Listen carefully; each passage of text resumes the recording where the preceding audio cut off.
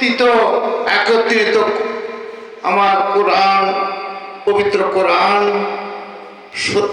অনুরাগী। যা ভাই দু চার কথা বলবো আমি। আজকে যে আমরা কোরআন পাঠটা যেখানে হচ্ছে, আমাদের থার্ড জেনারেশন গুলো এরা এটা কায়েম করেছে। আল্লাহর ইচ্ছায় খুব সুন্দর হবে, খুব ভালো হবে, আমরা তাকাইনি, চেষ্টা করেছি। তার সঙ্গে সঙ্গে বলি 1,24,000 পয়গম্বর এসেছে,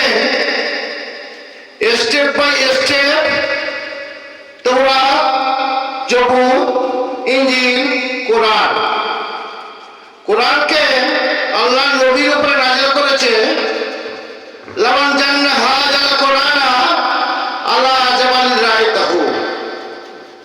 কোরআনটা যদি পাহাড়ের উপর নাযিল হতো, পাহাড়টা টুকরো টুকরো হয়ে যেত। দৃষ্টান্ত স্বরূপ